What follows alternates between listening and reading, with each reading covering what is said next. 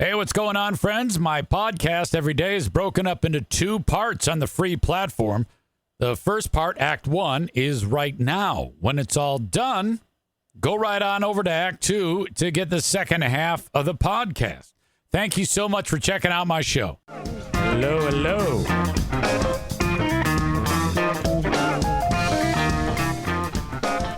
Welcome in. Welcome in. Glad you're here. The Eric Zane Show podcast is underway. A daily show where I discuss news, nonsense, and my personal adventures from right here in the Impact Power Sports studio. Impact Power Sports. Head up to Rockford to Impact Power Sports and say hello to the good folks over there. They want you to drop by, maybe get an ATV that you can wreck over on the sand dunes, or a motorcycle that you can go flying through somebody's windshield with. God, I cannot believe that. ImpactPowersportsMI.com is their website. I want to follow up on that story yesterday about the guy riding his motorcycle on the sand dunes, ripping up the hill at 1,000,000 miles an hour. About 20 dudes who were supposed to be spotting to see if there was going to be any traffic coming up from the other direction were picking their ass, not paying attention, while the guy ripped up the hill. On the other side, there's a dude in his Jeep, his Cherokee. I still can't believe that. The idea that you can go up there and there's like no right of way. Just go up as fast as you want to go and crash in. No problem. This isn't really an update, but it's the perspective from one of the other local TV news stations, Channel 13. I'm going to check this out. County Sheriff is warning visitors to be careful at Silver Lake sand dunes after a scary crash between a dirt bike and a Jeep. 13 on your side's Julia Gorman has a look at video of the crash and how the two people involved are doing now. The sheriff tells me both men involved I think this are is alive. low After audio, you see the and I think you can still hear it. But it isn't. It's a little low. I don't know why. That's on their end. video of this crash, you too will realize just how miraculous that is. Jeez. This is video Still caught by a cannot get over 21-year-old dirt bike rider. This is video caught by a... We need to hear from that guy. I think he's still pretty fucked up. But it's the speed at which... Remember that scene in Star Wars when Luke is in the trench and all he has to do is, come on, now hit this thing and let's go home. And then Han comes flying in and he shoots at Darth and his other two that are flying alongside of him. And then Darth Vader's ship gets in and it goes like spinning off into the galaxy. That's what this guy's body reminds me of in this clip that now appears to be frozen. Oh, shit. Come on. EZ getting the spinning wheel of death, making me very, very happy. Very unhappy, I should say. Corey says, or in episode 6, when the scout trooper flies off his speeder bike into a tree. All right, I did not anticipate this happening. I'm going to refresh it. So now we got to sit through their stupid ad. Never a perfect thing. And only a skilled professional like myself can navigate this without any real issues. Indiana County Sheriff is warning visitors to be careful at Silver Lake sand dunes after a scary crash between a dirt bike and a Jeep. 13 on your side's Julia Gorman has a look at video of the crash and how the two people involved are doing now. The sheriff tells me both men involved are alive. After you see the video of this crash, you too will realize just how miraculous that is. This is video caught by a 21-year-old dirt bike rider at Silver Lake Sand Dunes on Saturday, August 10th. Take a look at it one more time.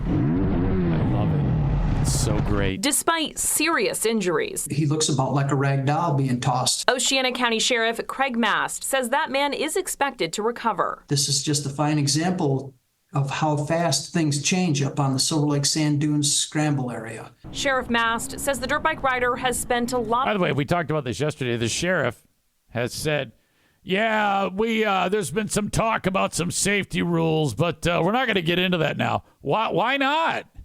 Earlier this year, someone was killed, a mother, and now this idiot has this thing happen. A lot of time on the dunes. This is a look at the crash from a drone that was following the Jeep involved. For 25-year-old Gavin Plume, who was inside, however, this was his first time to the popular tourist attraction. There was no time to react. I was going up it, and by the time I noticed him, he was right in my windshield. Plume says he was just headed to find the bathroom. It just really shocked me that, he's still in a bad state, but that's all that happened to him. Seeing how far he went and how hard he landed. While his that guy. Okay.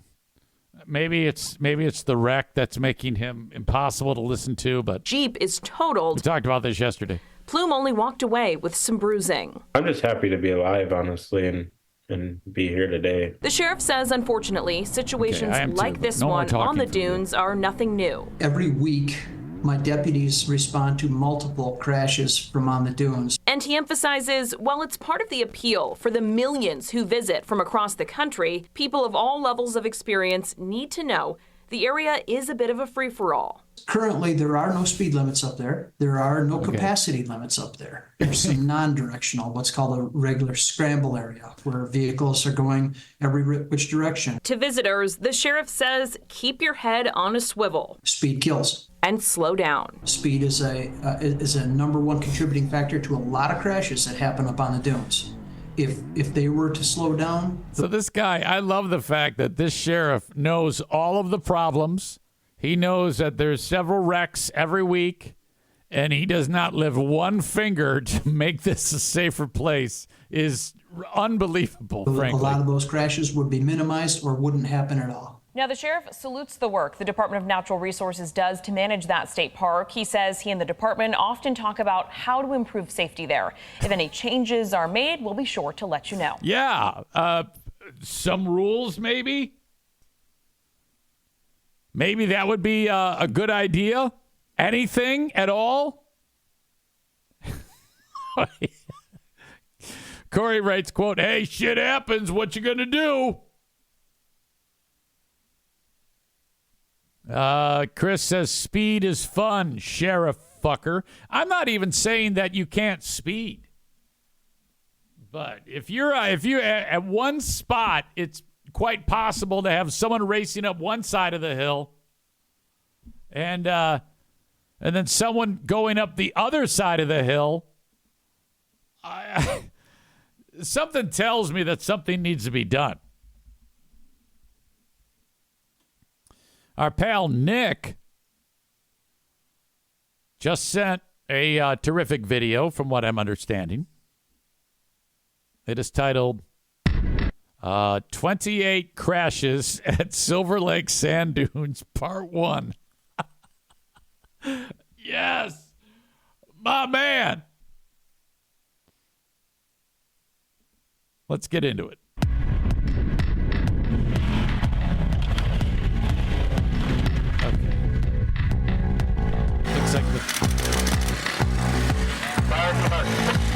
So we're going as simple as someone getting a big jump, and then Evil Knievel or whatever the hell, or a Red Bull rider, and then crashing down onto the dune. Oh, it's a hard hit. Oh, he hit his head. Oh, yes. I'm just going to watch a few of these. Oh, so fucked up. It's so quiet. Okay, now that looks like the, I know that vehicle there. That is the Merchant Automotive diesel sand rail. I actually have seen that car up close and personal at Merchant Automotive. The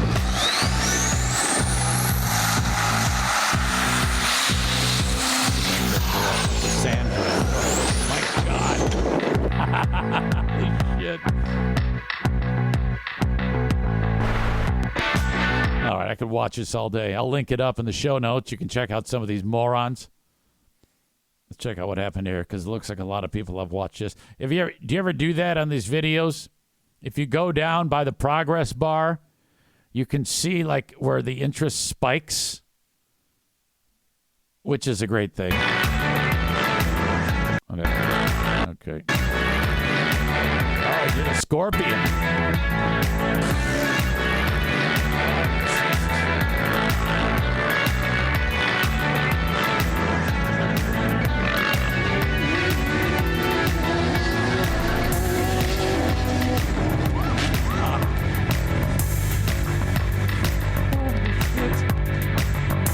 Looks fun.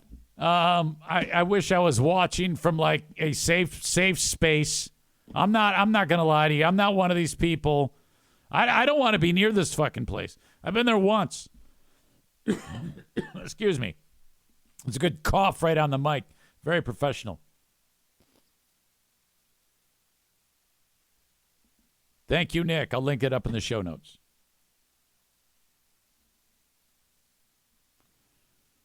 Nick says, I love how the dirt people rush to each other.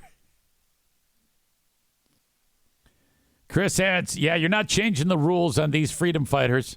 My crash, my right. And then Chris adds, there's a reason I have a stupid Hertz Honda logo tattooed on my forearm. You know, you make a good point. These are all, considering what I've described to you about hard living lines, and the stupidity that surrounds me on a regular basis on this show. Maybe it's best just to leave it alone and let these people do their thing. This isn't gonna. If a few of them get wiped off the face of the earth, no problem. This is just one less Trump voter. So in the end, we're much better off. Nick says, I take my boat to out in front and watch from the water where they can't run me over. Over at Fear Bunker North in the artillery range, there is this fantastic gravel pit where people take all their 4x4s and their side-by-sides. And we used to actually drive there. You know, head out in our four-wheel drives. Like, I can take my truck out there, but I'm too afraid. I'm just afraid something bad's going to happen. This is how it goes. When you become older, you start to realize your own mortality, and you try to avoid those scenarios. And if I were to even drive into that place, I'd be like, I'm not comfortable with this. Let's go pick up some sticks. You know, let's get out of here. We can't have this happening. And off I go. Today is the day, ladies and gentlemen, that I take the fraud bus back to the dealership to once again begin the process of repairing it. While I was cleaning it, I noticed there were some other issues with it in addition to the generator crapping out for the third time now. Actually, fourth time. The couch is ripped. There's a couple pieces of molding that haven't been sealed appropriately. Water is going to get in. A spot where they just forgot to paint. Adding to my list of problems with the vehicle. Now, I'm curious as what Joe, operations manager, is going to do, because he says to me, "We are looking to make this right, Eric Zane." And I'm like, okay, no, I don't know what you're thinking, and he hasn't turned to me. Aram says, more repairs. I thought I was tuned into a past episode. No, well, you see, yesterday I talked about the incident, but I hadn't yet taken it in. And I couldn't make it yesterday because I've got too much going on, which is another real glaring problem with all of this. I'm fucking busy. All right? I don't have time to be driving 45 minutes one way to drop off a brand new fucking $185,000 toy for you to fucking fix for now what will amount to, of the summer, of the 3 months that we get, about 40 days of time the goddamn thing has been in your fucking garage.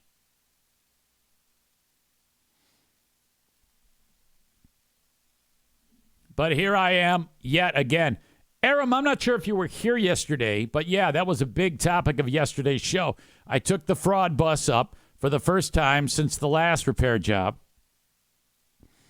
And, yeah, I got 50 miles, and then the generator that powers the back of the vehicle, like the AC and shit like that for your passengers, crapped out. So everybody's sweating their fucking balls off in the back of the thing.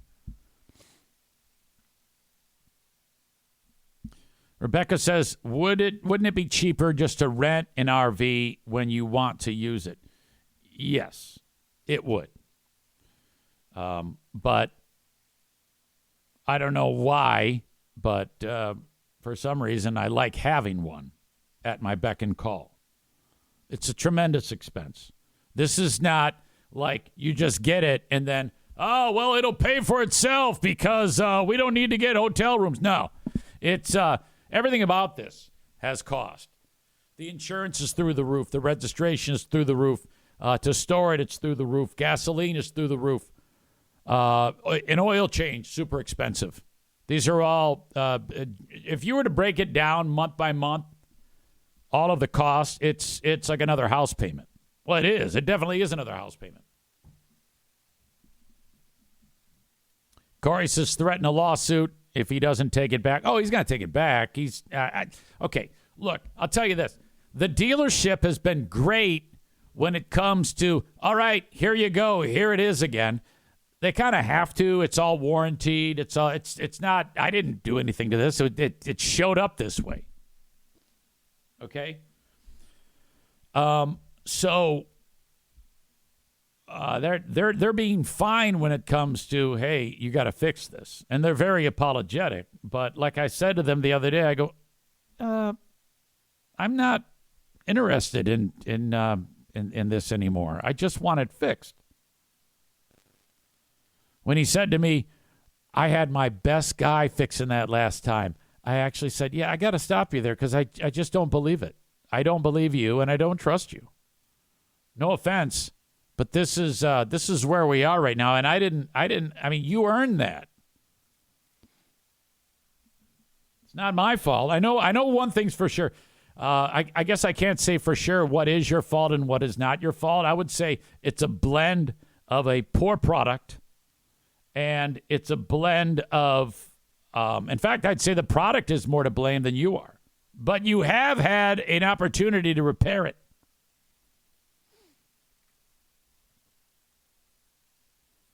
Nick says EZ needs to send his best guys to supervise. So we'll take that thing over there and try again today.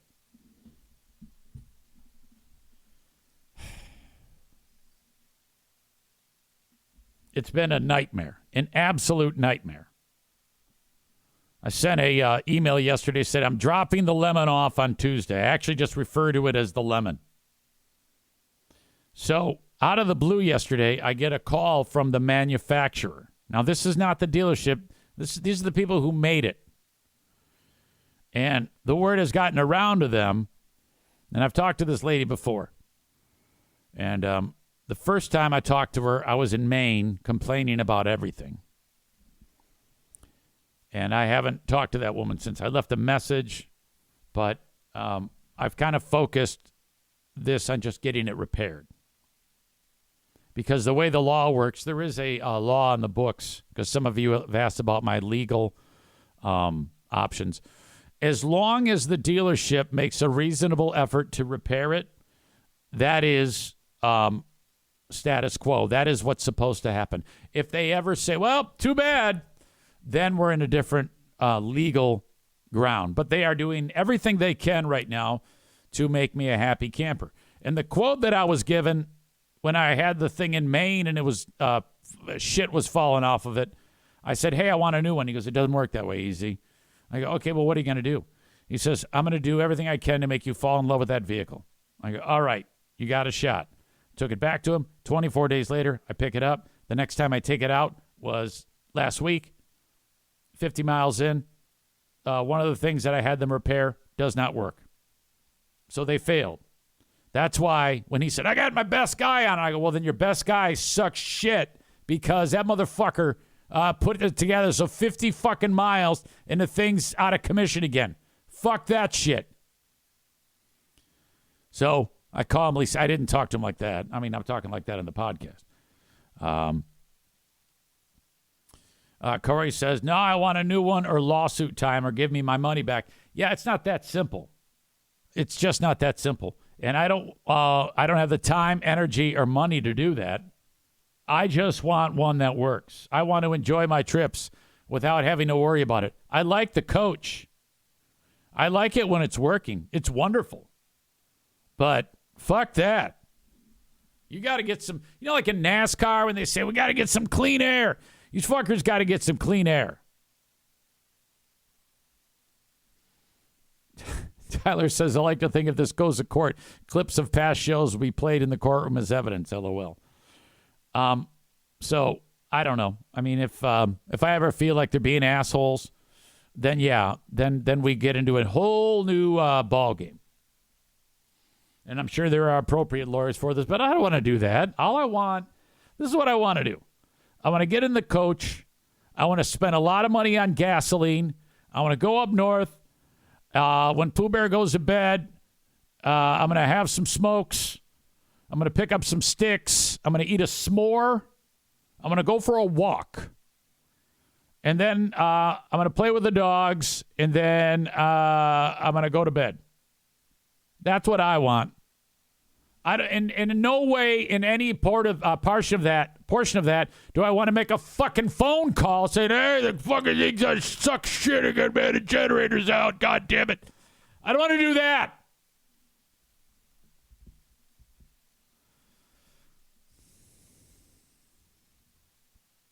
So today I drop it off. And you see, I'm generally a pleasant person. I know that sounds stupid because I'm always bitching. But particularly when I'm out in the wild, I want things to go well.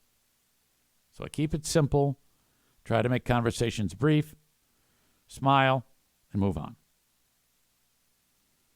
I actually have to, because this is the face I want to make. Just happy. But now I actually have to wall myself off when I give the keys to my guy and say, here you go. Yeah, another hour and a half of my life driving this thing to and fro. All this money to get it here. It actually costs me money to get it here, out of pocket. I don't know. I mean, there's got to be something you can do for me. I actually have something that they could do for me. And I'm gonna run it by the powers that be. And I'm gonna drop, is it too much to ask for you to purchase and install a tow bar? You're like, what is that? It's boring, but it allows me to tow a car without having to put it up on a dolly.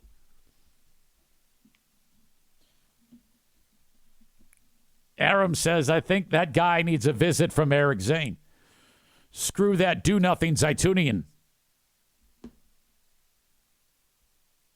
I think it got to a point that when I said to the guy, I don't trust you and I don't believe you, because it was met with silence. He didn't know what to say. I think I hurt him. And I said it calmly. I wasn't a dick. I just said, look, I'm going to stop you right there, man. I don't believe you and I don't trust you. I know if I work in a customer service industry and I heard that, well, I mean, even if I did it for the podcast, if I had any of my marketing partners say to me, Easy, I don't trust you. I don't trust you. I don't believe you. My fucking heart would be broken. I'm like, ah, shit. You know, I try to do a good job.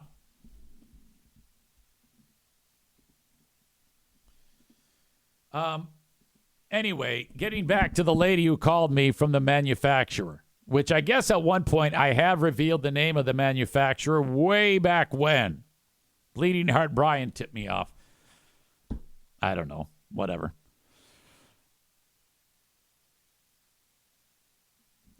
Everybody's trying to egg me on to be an asshole to these people. Rich says, bend over and take it up the tailpipe each time. Definitely doesn't sound like Zane. More like Zaitunian. Yeah, you're right. I do feel like there's been a dick in my butt.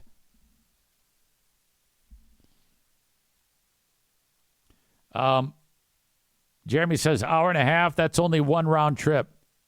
It's actually 3 hours because you have to pick it back up. Yeah, that's right. 3 hours a pop of time. And this is my third or fourth time there. That's a lot.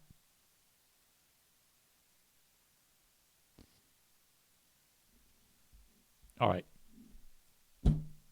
Getting a lot of great ideas. Have a big rig wrecking company, tow it to them, and have the dealership pay for the tow. Corey says, if you honestly acted surprised when you said you don't trust him anymore, then this dude deserves it. He should have expected that with how this has gone. Tow bar is a good idea. Then they can screw up two of your vehicles, says Matt. You've wasted half a day of your life getting this lemon to and from the shop. Yeah, there you go. You know, God knows how much time we have. I don't want to waste my time going to a dealership to get very basic shit taken care of on something that I paid you a lot of money for. God damn it.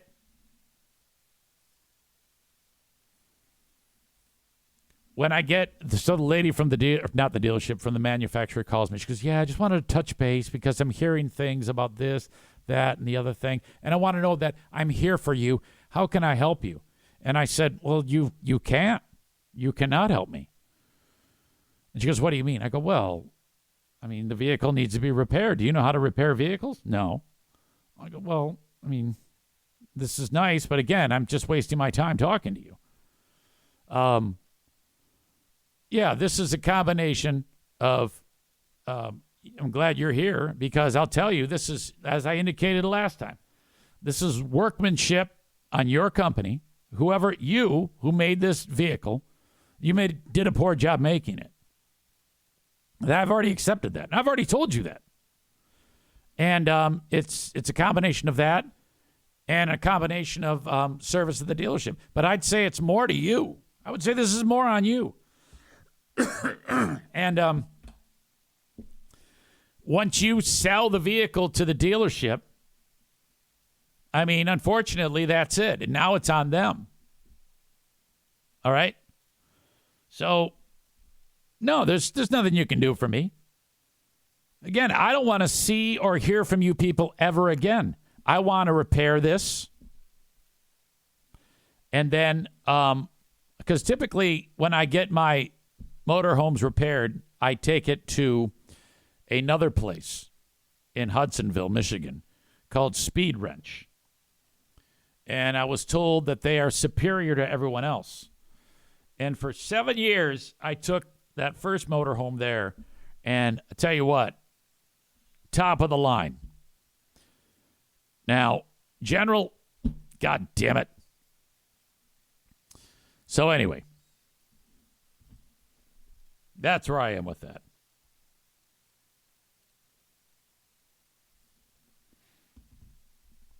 Jeremy writes, Irvine's hybrid EV and RV coming soon. Corey says he needs to give you a free Sea-Doo. Yeah, this has been rough. And I will drop it off a little bit later on, hand him the keys. And when he says, well, what's wrong with it? I say, well, look at the previous work order. That's what's wrong with it, because it's the same goddamn thing. You know? Same damn thing.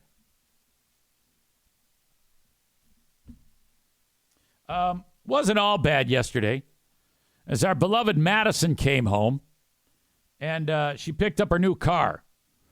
This is known as a Hyundai Veloster, which is a cute little car.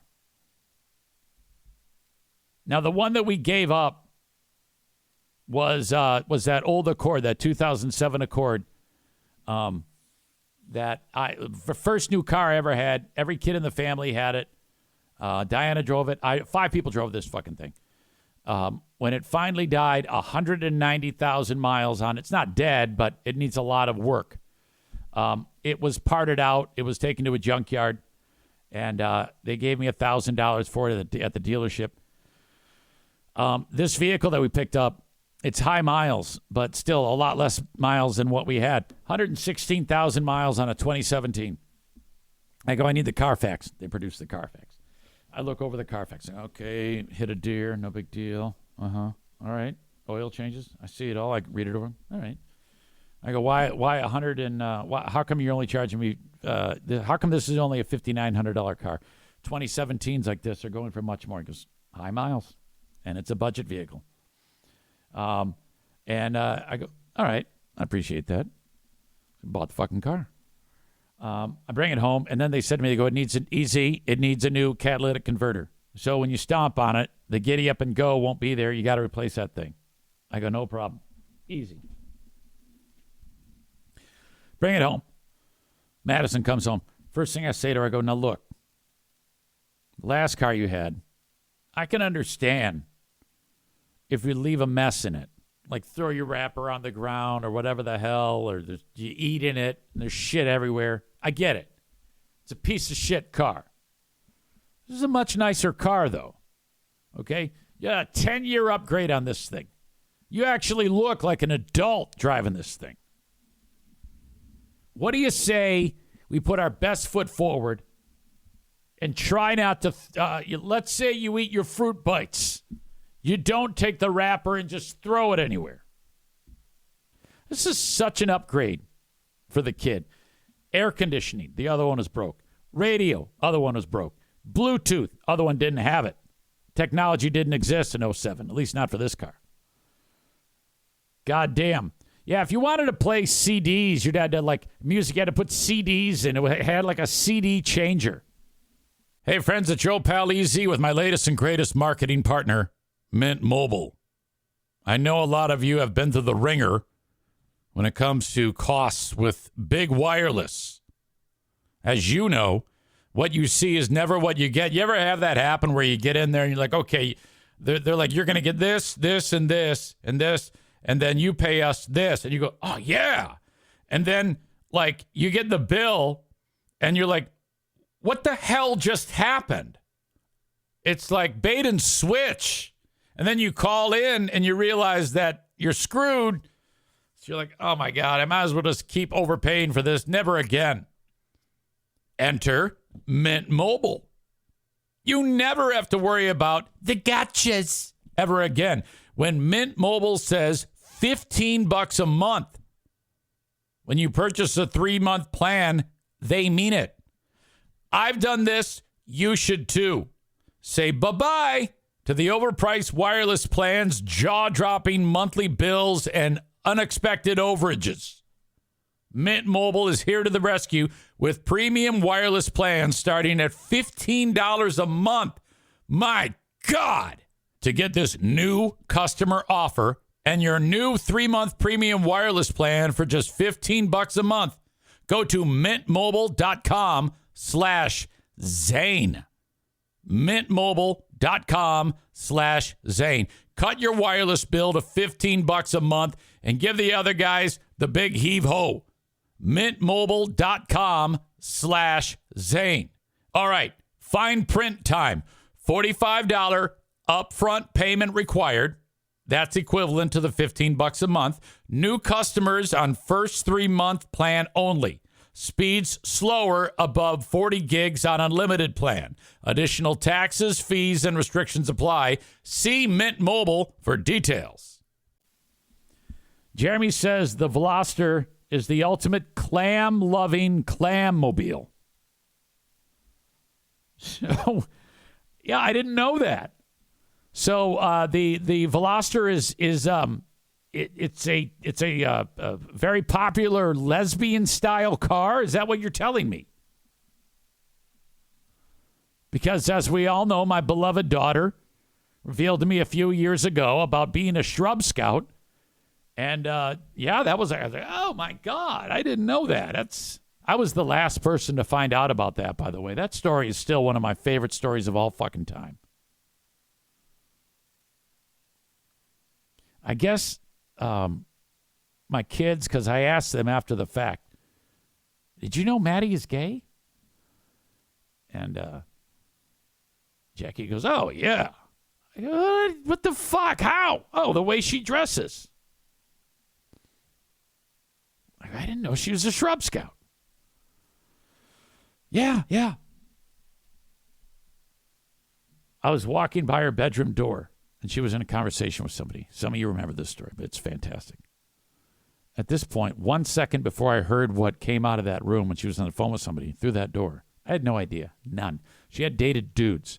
And you know what? I'm so glad that she's done dating dudes, because every dude she brought home was one of the biggest pieces of shit that's ever walked the earth.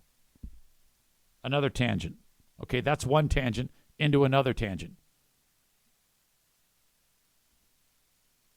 She was dating this fucking dork who had this weirdo head. I'll never forget it. He walked in. He looked like one of those kids that either the mom drank during pregnancy or the kid got too much oxygen at birth.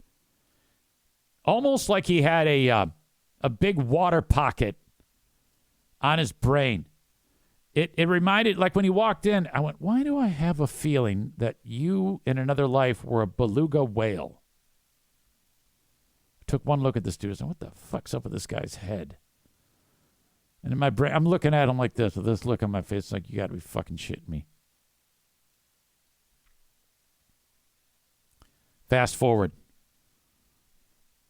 We take a trip up to Fear Bunker North. And it's time for my dad to initiate this dude. This silly little ritual that we came up with. My dad, to this day, still knows the words. And you got to get down on your knees. I know that sounds weird. And my dad says, welcome to the campfire. We will now initiate you with the ancient Siamese custom to initiate you to be part of the fellowship of the Zaitunian family. Are you prepared? There's torches lit around him and all this shit. Yeah, I'm ready. Okay, you must repeat the words while bowing down.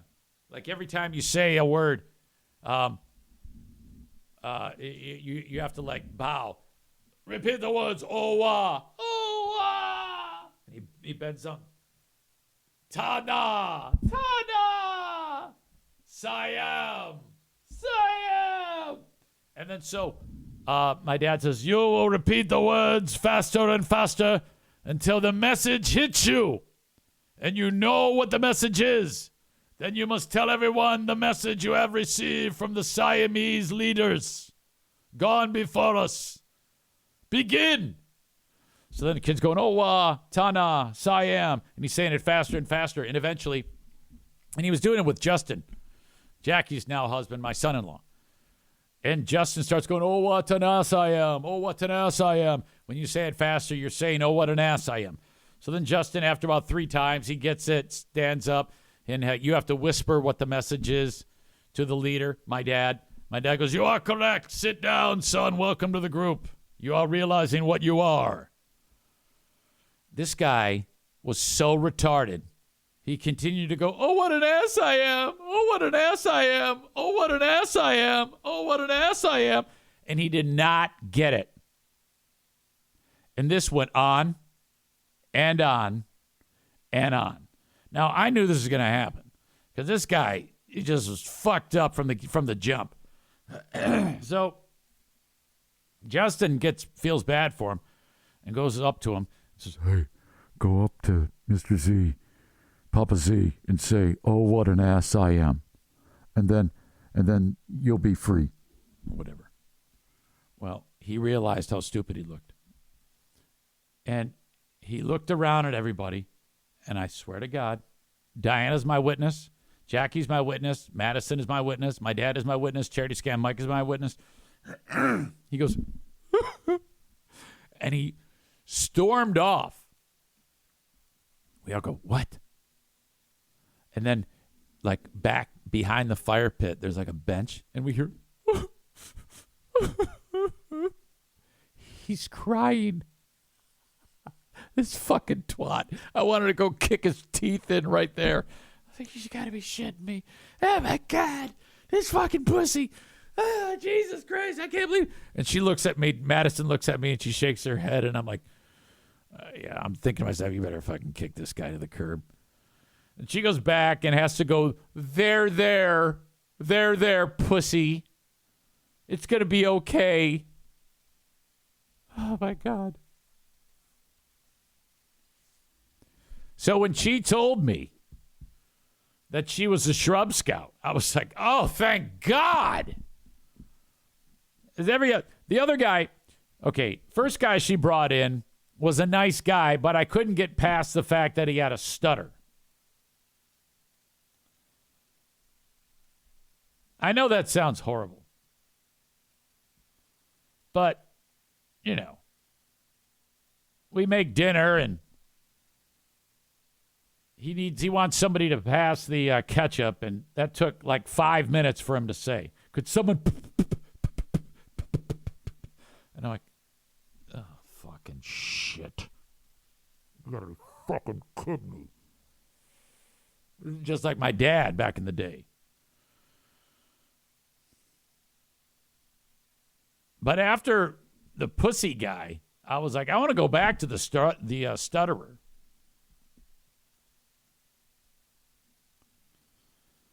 All right. I don't even know how we got on that topic. Oh, because Jeremy said that the Veloster is the ultimate clam-loving clam-mobile.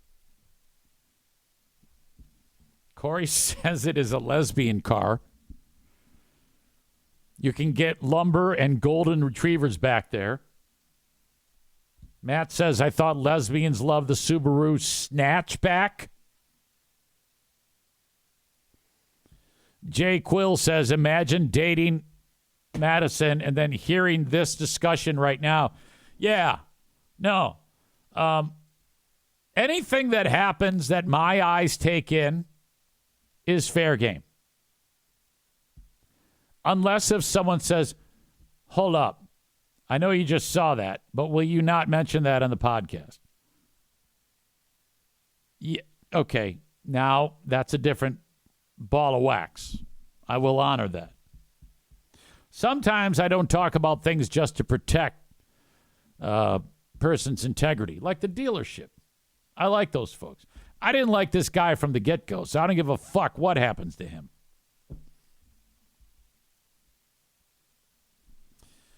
Jay Quill says, oh, no, I don't blame you at all. Oh, I didn't think you were. Also the comment, that's the beauty of being an observer. I'm telling you, the best things I ever talk about on this show, I know that if I have a day where I'm not at home all day, like I just venture out, like the day that Pooh Bear and I went to go get the track phone for the NFK, when we ran into that little piece of shit filth troll kid, PJ, running through the store. Which, by the way, I kept the part of the story out that he didn't have fucking shoes on. One of those dirty, feral, filth, fucking piece of shit Ottawa kids. Ugh. His reaction TJ, when he saw his aunt, I was like, oh, God, he was so disgustingly scared of his aunt. Right away, I was like, she's blown him. He just tipped me off that abuse has happened to him at the hands of his aunt blew him. I can guarantee you. Uncle Christian says, easy, you need meta glasses that can record what you see to prove these people exist. Well, yeah, I know. And the thing about it is, I would have great difficulty making stories up because I would ultimately fuck up the story. So I don't ever lie or make the shit up because I'm going to fuck up the story. I usually just stick to it. I might try to throw in comedic effect for it to some degree. But for the most part, what you hear is what you get. Like, for example, when the legendary Gary at the Men's Warehouse incident went down, at the time I was very frustrated and upset. And it wasn't until a couple hours later that I realized that I had something magnificent on my hands. And all I needed to do was capture the moment by describing how I felt and what everybody's emotions were at the time. And that story was going to be a goddamn home run. What you're describing, though, is what some people do called podcasting IRL, in real life. And that sounds like a fun adventure.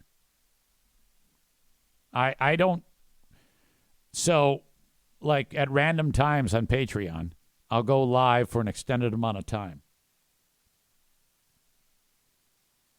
Uncle Christians throws out an Insta 360 cam.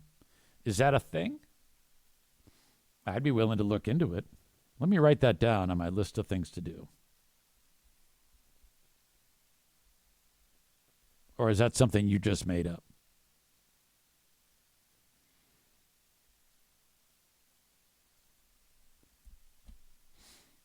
Corey says they have them at Best Buy. Yeah, honestly, I would probably just order it. When was the last time you went to a store? Apparently, it is a thing. So maybe that's something down the road. It says they're like a GoPro but better. Cool. I think that might be fun. So Madison gets a new car. She's excited about it. I'm excited that she's excited. And the NFK sees it. He says, hey, I want to see that fucking car. And he's in a mode now where everything gets a swear word again. Where for a while that wasn't happening. And but now it's happening again. And it's always at weird times. Like he's throwing in swear words when they're not needed. I'm all about a good swear word at a time. But throwing it in at appropriate times when the story calls for it or whatever. When you have maybe a what the fuck attitude about something. But he throws in swear words when there's no swear words needed. And he didn't say fuck. When I said to him, he goes, hey, today I see him downstairs and I go, hey, what'd you think about Maddie's car? He says, that's a nice fucking car. And I'm like, yeah, it is. It is a nice car. And so then with the issue with the phone he had when we were gone, when we were up north, I got a tip that we lost power here. So I wanted to call him. I called him on that phone, the one we just got him.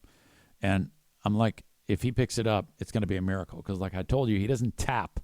Like when the phone goes off, typically you just tap and hit the green button and talk. He doesn't do that. He presses and holds. So I had to explain to him, I go, don't press and hold, just tap it. He picks it up. Hello. I'm like, hey, I see you lost power. Yep. Okay. All right, buddy. Well, I'll let you know what's up. And it turns out it worked out. No big deal. But for some reason, Diana called him. Pooh Bear called him on the way home, and it rang once and it went to voicemail. Now, she then went up to him, and this is a fatal mistake. And she said, "Is your phone working?" "Yeah." "Well, I called, and it rang once, and you didn't pick it up, and it went right to voicemail." Now, all of that is beyond his pay grade. He doesn't know. And then he fucking flips.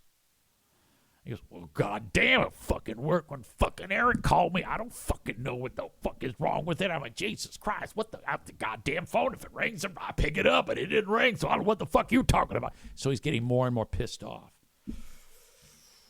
So then she comes up to me, and she brings that up. And so I go walking up to him. I go, "Hey, I'm gonna try to call you." He goes, "Yeah, fucking shit. I mean, she fucking called me. It didn't fucking work. I don't know what the fuck is going on. Fucking shit." So I call, and it works fine.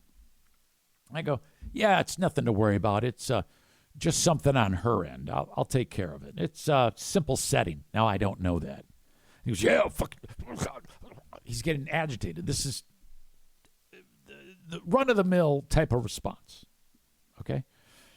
And I go walking up to her. I go, "Look, you don't know, I don't know, he doesn't know why that happened. But don't bring it up to him. All you're doing is rousing him up, getting him all pumped up and excitable. We can't have that. He thinks it's the end of the world. He goes through great anxiety. So don't tell me. You got to understand that he is ill. This is this is not like, he's not like you and I. He doesn't have the ability to process these things in an A, B, C, D, E manner. Okay, you got to give this man a wide berth. So if you have anything, please bring it up with me. And this is very, very important, he trusts me more than he trusts you. What? I go, yeah, well, I mean, think about it. Whenever he needs anything done with medical, with technological, with his finances, he asks me. And he knows that it'll get taken care of. So you got to go chain of command. In his little world, he's number one, I'm number two, you're number three, and you're way down a low three. So no problem solving with him. Keep it simple. Hi, how are you? I love you. Let's have some popcorn and watch fucking Ice Road Truckers, whatever the fuck it is you watch. Tyler says he'll start flapping his arms so much he'll actually take flight. It's true. Uncle Christian says he becomes Lewis Black. Maureen says, I feel like there may have been flapping of the arms involved. Absolutely. So who knows what the problem was? No big deal. Again, the only reason why he has a phone is in case he takes a header. He can army crawl to the phone and call us. I like the idea about him having a medic alert. Mason Blues says you should call him while you're podcasting. No. You see, I think he'll be able to sniff things out. It's fine the way it is. I don't want him sniffing things out and figuring out what the fuck really goes on here. Because then he might fucking put his ear to the door when I'm talking about him taking a shit in his pants or something like that. And then we lose that. If we lose the ability to tell those stories, God damn. Ladies and gentlemen, our pal Kenny in Nashville is checking in. He wrote, "Yay, meeting finally done. What did I miss?" Well, I was tipped off, Kenny, that I forgot, was it a text message I got? Maybe it was an email. I'll tell you who sent it if I can figure out who sent it. Maybe it was on Maybe it was on X. God, who the fuck sent me that? Someone said that Kenny the Punisher is unleashing hell on X. God damn it, where is it? Well, I feel bad that I don't have it, but it says that Kenny is losing his shit on X, and I looked you up, and you kind of are. It seems like Kenny uses X. 9 out of 10 posts on X are him getting ready to kick somebody's ass. Similar to like my problems with the RV, Kenny is having problems with lots of things. The Life 360 app is a problem. He wrote to them in May.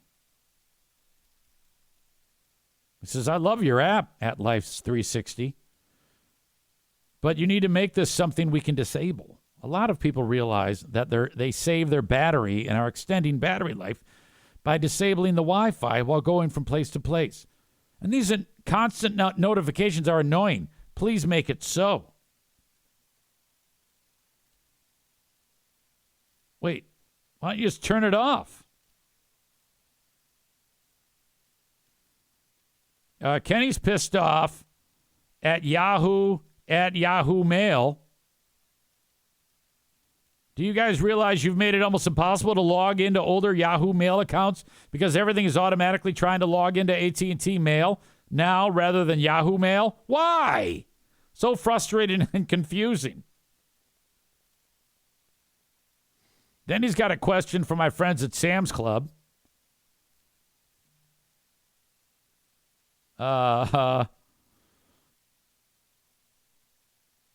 Continuing the first game of The Last of Us in about 30 minutes. Today should be 3 of 4 in total before moving on to the second game. All right, he's a Twitch gamer. We know that.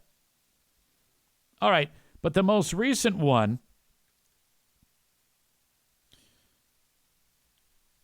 I guess Kenny tried to cancel Spotify.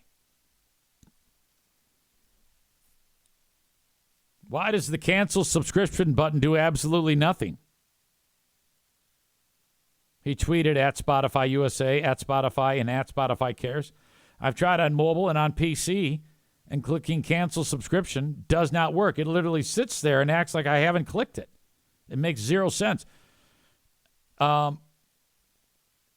Did you try, I mean, this is going to sound stupid. Did you try shutting the device on and off? Or the computer on and off?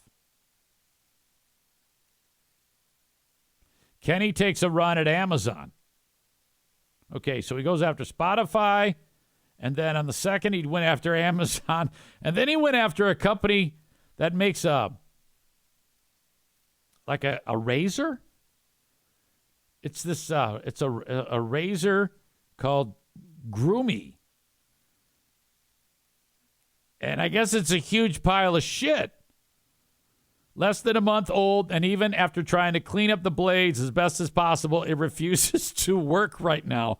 I got one spot above my right ear shaved today, and now I guess I have to get out shaving cream and a razor again. God damn! Look, there's even a clip that Kenny showed of him taking this thing apart. God damn it! I took his motherfucker apart! You crazy sons of bitches! I'm still fighting with your garbage product, goddammit. Worst shaver I've ever used. The generic one I got from China off Amazon lasted longer than this thing. Boy, but you're not kidding. With the what do you call it? Spotify cheddar. And then you getting grifted with you're buying shit from a fake seller, and then you're buying piece of shit razors. I think you just leave the internet buying alone. Kenny's product review podcast, that's fun. All right. I'm just trying to scan more. A lot of gaming stuff. He went a long spell in 2023. And 2023, he pretty much was posting about The Last of Us.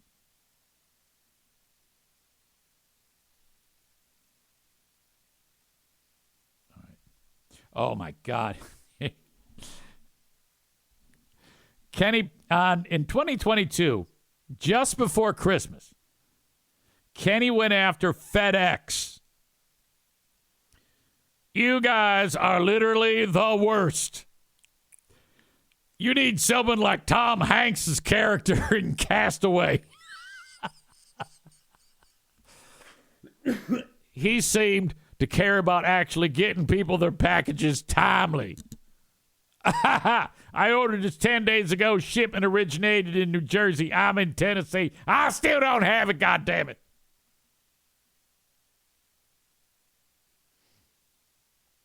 Kenny went after PlayStation. 30 minutes of trying to give you jerks money, and this constantly keeps happening. This is just stupid at this point.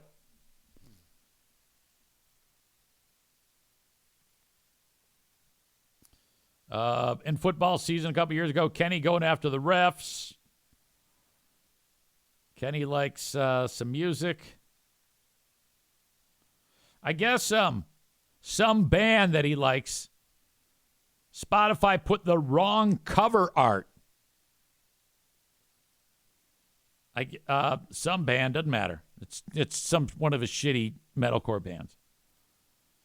And when you clicked on the music for the specific body of work, the album art did not match up with the album you were listening to.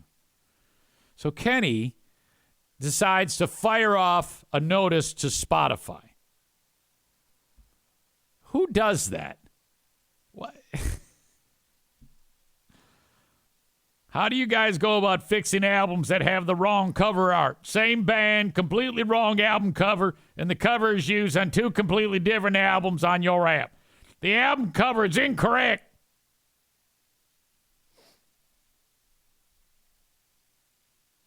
Kenny is changing Spotify one tweet at a time. Here's one where he registered to become an organ donor because of my connection with Gift of Life. Fuck Gift of Life. Those assholes.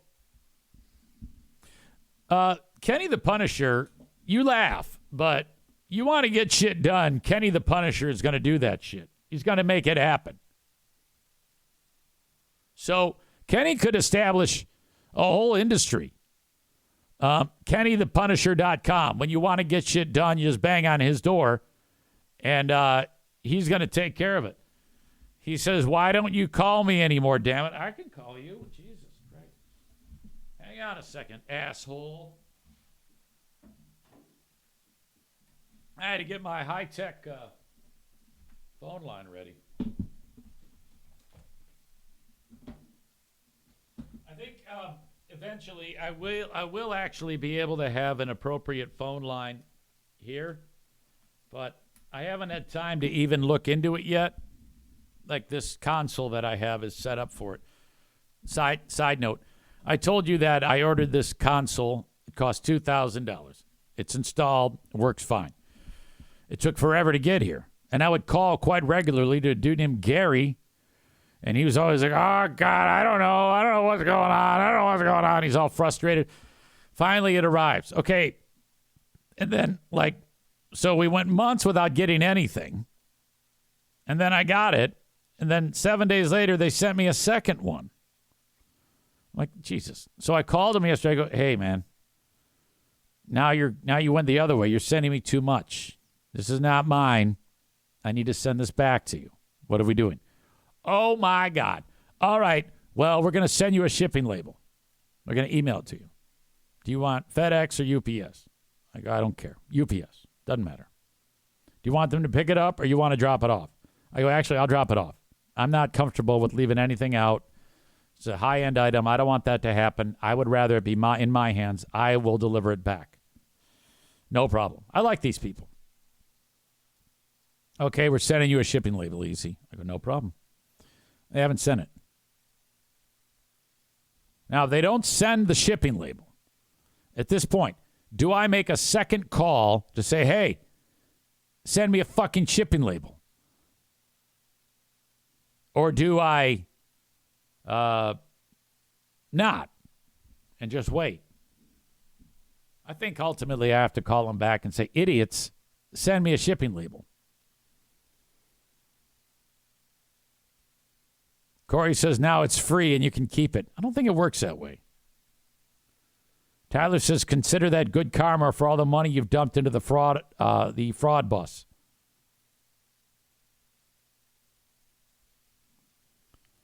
All right. It's been a while since we brought this sweet fellow who spells his name funny onto the show. Welcome to multi-talented Mr. Hinson. Hey. Hey, mate. Hey, man. How you doing, man? Yeah, so you're on the warpath. You know, it's funny. I never really realized that that's the only reason I grew to ever use Twitter, now X, but people still call it Twitter. But, yeah. Have you been doing any Google reviews for anyone lately? Actually, I really don't do that often, but I actually did leave a Google review just recently, but it was sad because it was for, like, the best place I've ever been to that had, like, the best Philly cheesesteak. And, you know, like, everybody has a mall probably in their area that used to be, you know, just busy as hell years ago, and now they're dying away. Right. So it was in the food court at the local mall, and it was the only place that had not changed in the food court area. All the others had come and gone, and it was just simply called Steak Grill. And I drove there 20 minutes away like a week ago because I was like, man, I'm really craving one of those Philly cheesesteaks. And I looked online. It said it was still open. And when I got there, like, the name was torn down. It was completely shut down. Did you shed a tear? Did you weep? Man, I was so bummed. But no, I didn't, like, weep. But no, I actually had to report that it was permanently closed, and I left a Google review at the same time. But that was the first one I left in, I don't know, a good year or so. People are suggesting you may have tossed a firebomb. Firebomb? Oh. And Aram writes, truncate, shorten the story. And Mason Blue says, or Jeremy says, I predicted the end of this story 3 minutes ago. Come on now. It's not like I'm a reading or anything. Yeah, there's nothing better than a place that or there's nothing worse when a place you like just shuts down. But that's pretty much it at malls. I mean, malls are dying. Isn't that crazy? What is the world going to do with all of those buildings? All right, that is Act 1 of the podcast. Act 2 is available right after this one. Go check it out. What are you doing? Don't miss a second of it. Thank you so much.